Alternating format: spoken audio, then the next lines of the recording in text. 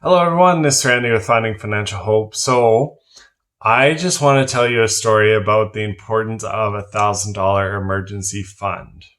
This is a personal story. I know this guy personally. I know his family personally. To give you a little bit of backstory, there's one working parent in the family and they have 3 kids. So this guy was just not on board at all. He just didn't understand the importance of $1,000 emergency fund, didn't understand why you need to pay off debt smallest to large. Like the whole plan was just like, no, don't understand this. He had nothing in the bank, no emergency fund, no nothing. He's just like, well, we can cover it with a credit card, all of this stuff. So I just talked to them a little bit and I just said, man, like I've known you for a while. Like just give it a try. Just give it a go. Like, well, what's the harm? And so I think in order just to shut me up, he said, okay, I'll give it a shot. So he went home, talked with his family, got $1,000 saved up in about 2 months. Might have been 3, but we'll go with 2.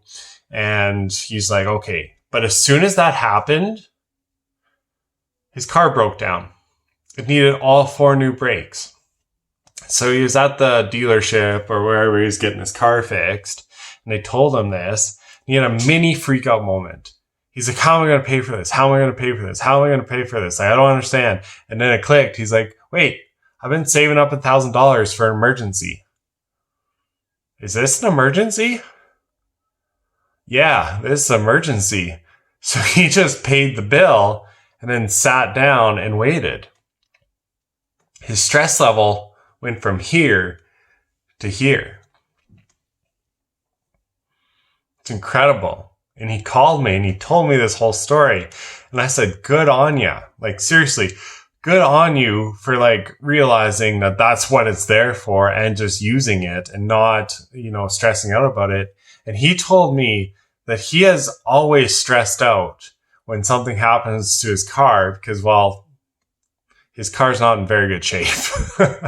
But that's always been such a tension in his life. When his car breaks down, there's so much stress involved that he said, I felt no stress after I realized that $1,000 I could just pay for this repair.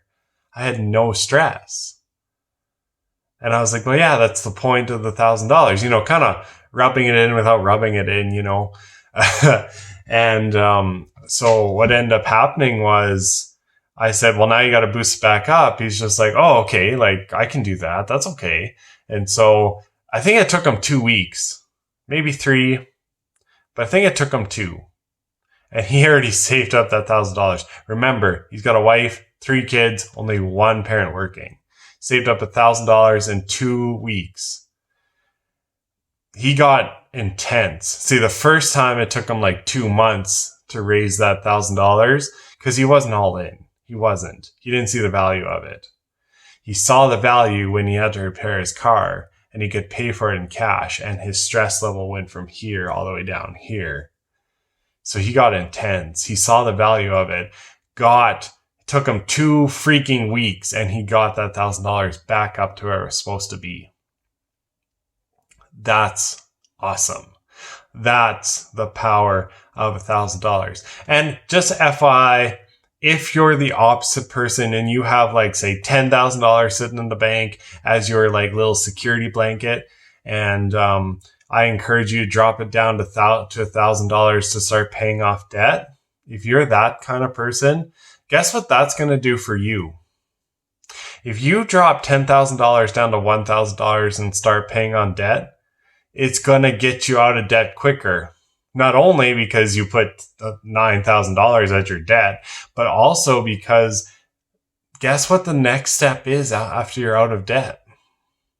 Building up an emergency of 3 to 6 months of expenses. So that person with that $10,000 security blanket that they have to give up is going to be that much more intensified about getting out of debt so they can boost it back up. It's going to give them motivation.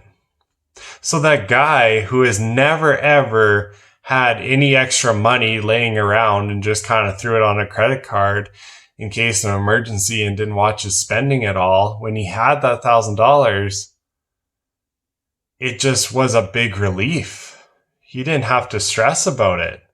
He could cover that emergency. But for the guy who dropped $10,000 down to $1,000, gave him motivation. This is the power of 1,000, and I hope this helps someone. If you do nothing else, get $1,000. Use your own freaking money to cover emergencies. Stop using debt to cover emergencies. It's a great first step. You'll see its value if you just start there. I'm cheering for you. Keep going. Keep winning.